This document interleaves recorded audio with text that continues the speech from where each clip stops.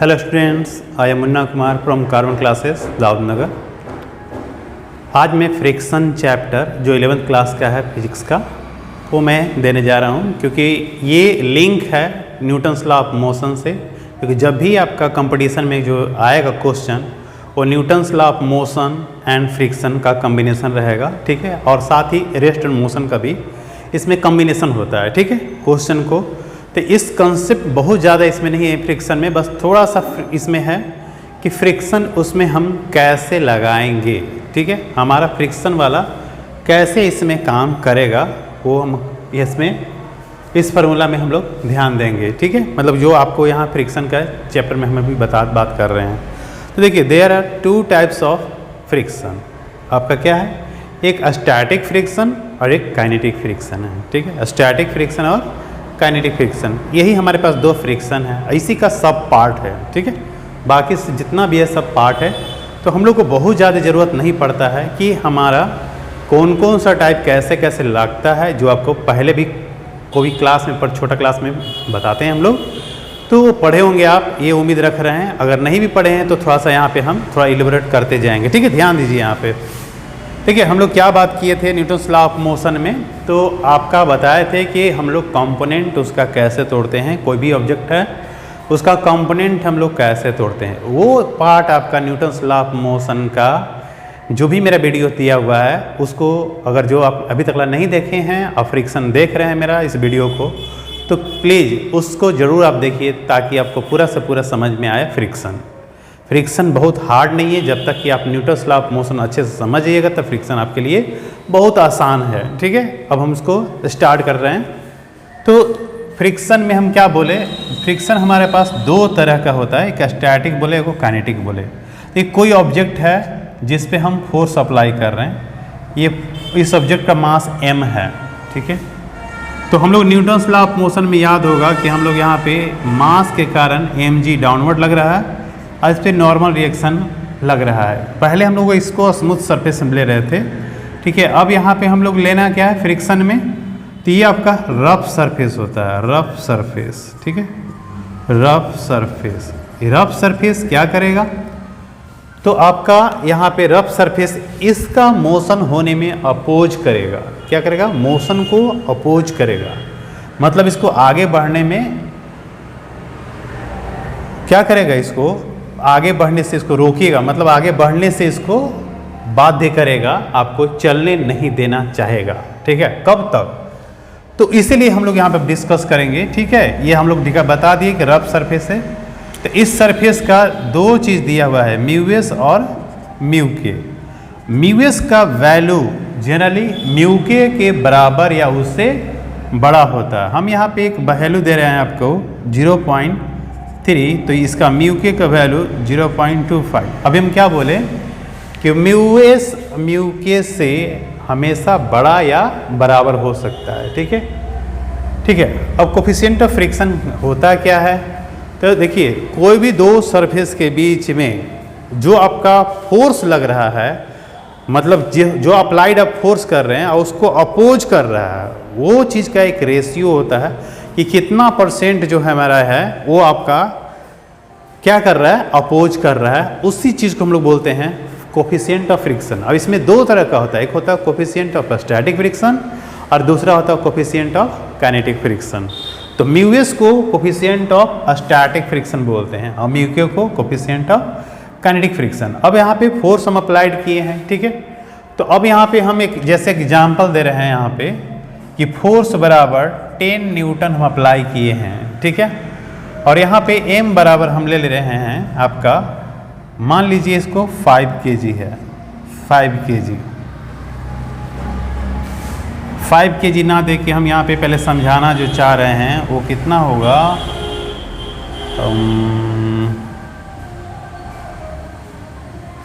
यहाँ पे 10 ना के लेके 12 कर दे रहे हैं ताकि आपको समझा पाएँ, ठीक है।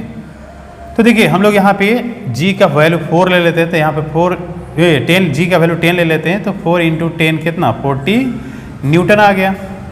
देखिए तो यहाँ पे हमारा क्या होगा कि हमारा यहाँ पे फ्रिक्शनल फोर्स हम लोग क्या करेंगे, इक्वेशन जो लिखाएगा वो आपका आएगा F - Fs ठीक है, मतलब क्या देखते हैं हम लोग यहाँ पे देखेंगे, अगर F S greater than equal to F S का हो गया, अप्लाइड फोर्स आपका applied force greater than equal to F S का होगा, तो आपका क्या होगा, ब्लॉक यहाँ पे ग्रेटर देन है तब तो आपका ये चलेगा, लिमिटिंग पे भी चलेगा, इक्वल टू लगा दिए तो चलेगा। इसको बोलते हैं इक्वल टू वाला को लिमिटिंग फ्रिक्शनल फोर्स बोलते हैं। तो लिमिटिंग जैसे ही आएगा तो आपका मोशन में ऑब्जेक्ट आ जाएगा, ठीक है। इफ अगर बड़ा है तो भी, तो ब्लॉक विल मूव, और जो इक्वेशन आएगा वो आएगा एफ माइनस एफ के बराबर एम इंटू ए। अगर ये इक्वेशन है, यहाँ पे यही सिचुएशन है, तो मतलब ये जो हम एक ब्लॉक के लिए जो काम कर रहे हैं, ये पूरे मतलब फ्रिक्शन सिस्टम जितना भी हम लोग काम करेंगे यही फॉर्मूला आएगा, बस उसमें अप्लाइड करने के लिए डिफरेंट वे से हम लोग उसमें अप्लाई करेंगे, ठीक है। तो बस ये हो गया आपका। दूसरा कंडीशन क्या है कि अगर आपका F less than F S हो गया, तो ब्लॉक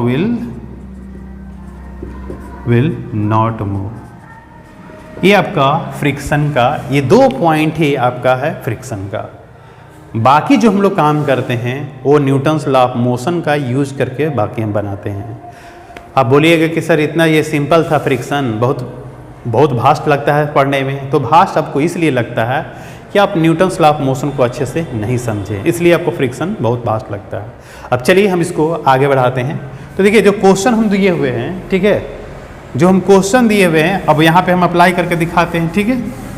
इस इक्वेशन में हमारा यहाँ पे क्या होगा, देखिए, तो हम क्या बोले आपको, पहले हम क्या चेक करेंगे, एफ के क्या होगा, या एफ एस पहले क्या होगा, तो म्यू एस इंटू एन हो जाएगा, म्यू एस इंटू एन। यहाँ पे एन देख रहे हैं, एम जी है, तो म्यू एस का वैल्यू है 0.3 गुने आपका 40, दैट इज 2।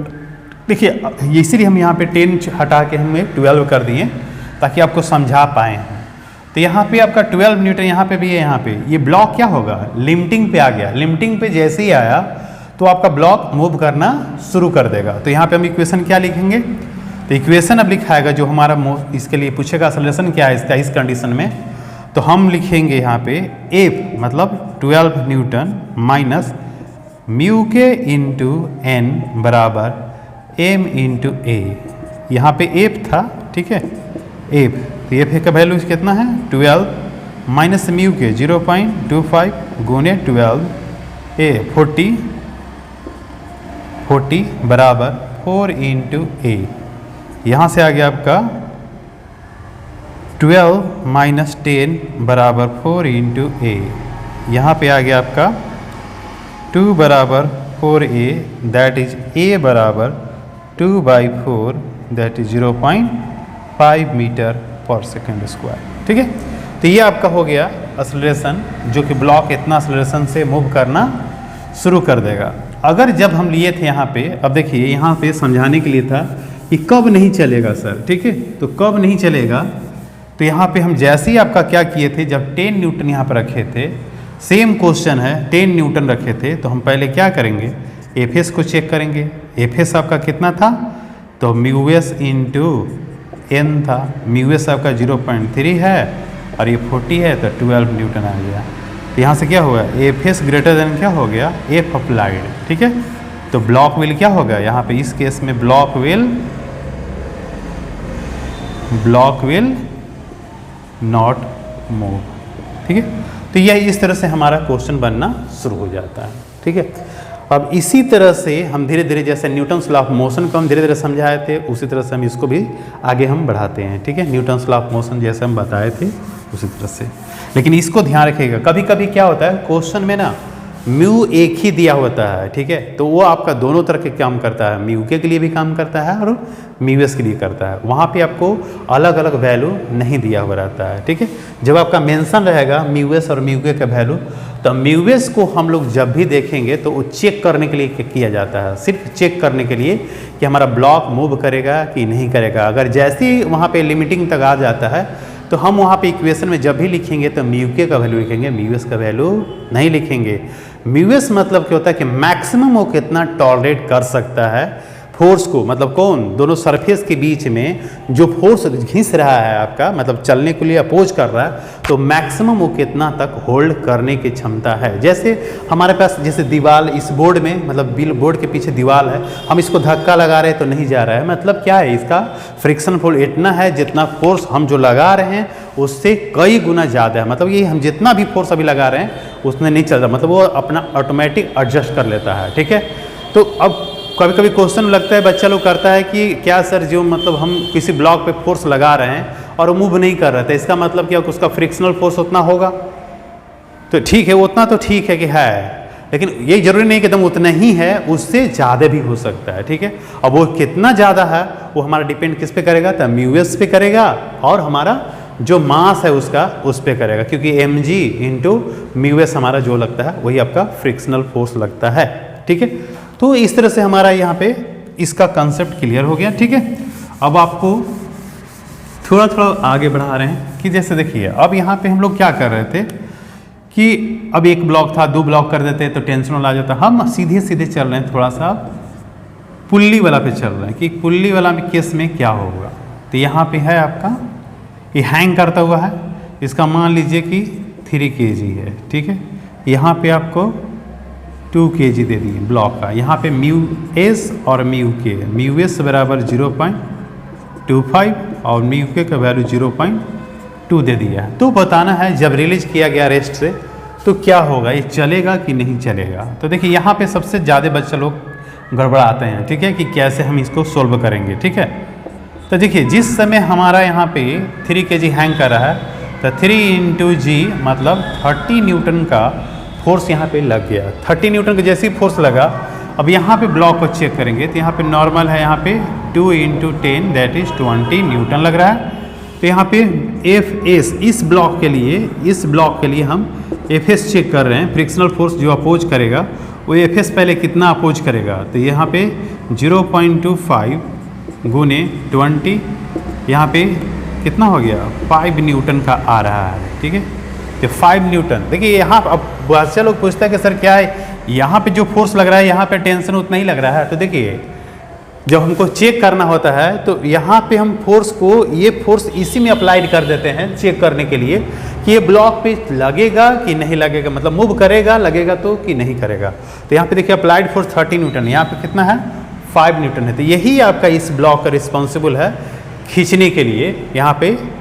ठीक है, ये खींचने के लिए जैसे ही आप मतलब ये करेगा तो हम वहाँ पे क्या लगा देंगे, इक्वेशन क्या आएगा। अब इक्वेशन पे जाएंगे, हमारा 30 न्यूटन से, मतलब 30 न्यूटन बहुत बहुत बहुत बड़ा है 5 न्यूटन से। अगर ये आसपास रहता तो हम यहाँ पे कंपोनेंट लेना शुरू कर देते हैं। ठीक है, अगर ये मतलब इसका देखना एक बार शुरू करते हैं कि क्या यहाँ से मतलब 30 न्यूटन है, अगर 5 न्यूटन होता तो मतलब चलता कि नहीं चलता, वहाँ पे हम ये दिखाना शुरू कर देते हैं। अब यहाँ तक क्या है, चलेगा ही चलेगा। तो इसके लिए हम क्या करेंगे, टेंशन T, क्योंकि ब्लॉक यहाँ पे हैंग कर रहा है तो इधर ही चलेगा, तो 30 - T बराबर 3 × A।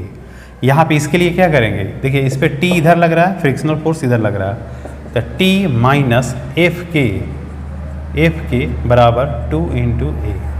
यहाँ पे आपका 30 - F के, T कैंसिल, F के क्या हुआ, F के आएगा 0.2 गुने 20 बराबर यहाँ पे 5 × A। ये आ गया 30 - 4 दैट इज 5A, इसलिए A बराबर 26/5 दैट इज, ये आ गया एक्सेलरेशन 5.2 मीटर/सेकंड²। जैसे ही आया तो टेंशन हम निकाल लेंगे, 30 - T बराबर 3 × 5.2, यहाँ से T बराबर 30 माइनस यहाँ पे 6 15 पॉइंट इतना that is 14.4 Newton is the tension between the string and between the block का स्ट्रिंग में आपका हो गया और एक्सेलरेशन आपका आ गया। ये हम लोग चेक करने के लिए यहाँ से इतना सारा काम करते हैं।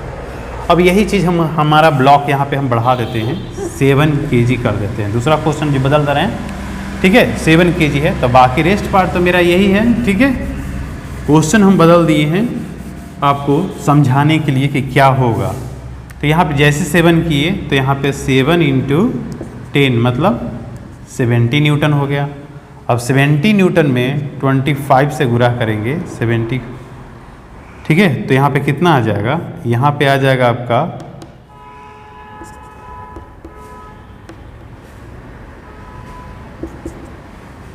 ठीक है, ये आपका आ रहा है पॉइंट इतना न्यूटन रहा, तो अभी भी ब्लॉक चलेगा, ठीक है, अभी भी ब्लॉक चलेगा क्योंकि 30 न्यूटन है। तो इसके हिसाब से फिर कर लेंगे हम लोग, इसको बढ़ाते बढ़ाते हम लेके गए हैं 27 kg, 27 kg, तो ये कितना हो गया 270 न्यूटन हो गया, 270 यहाँ हो गया। तो यहाँ पे हम लोग करेंगे 270,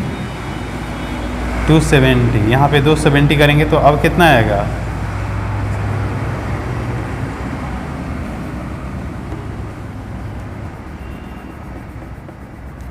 यहाँ पे आपका 70 से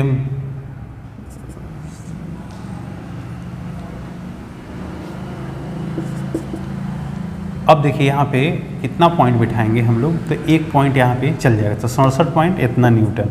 क्या अब ब्लॉक चलेगा, यहाँ पे मल्टीप्लाई कर लीजिएगा, थोड़ा सा मल्टीप्लाई कर रहे थे अपना मन में, आप लोग भी करके देख लीजिएगा, ठीक है, कि कहीं ऐसा नहीं कि कैलकुलेशन गलती हो सकता भी है, ठीक है, लेकिन वो आप खुद कर लीजिएगा। लेकिन हमको क्या दिखाना था कि देखिए जैसे ही यहाँ पे इस वाला फोर्स से जैसे ही बड़ा होगा तो ये ब्लॉक आपका मूव नहीं करेगा, यहाँ पे डायरेक्ट एक्सेलरेशन बराबर 0, जो कि नीट एग्जाम में इस तरह का क्वेश्चन देता ही देता है, हर साल नीट एग्जाम में रहता है। IIT एग्जाम में जो इससे पहले जो बता रहे थे उस तरह का कुछ न कुछ दे देगा, डबल पुली दे देगा, ठीक है, उसमें इसमें फ्रिक्शन वाला दे देगा कि आपका यहाँ पे चलेगा कि नहीं चलेगा, ठीक है।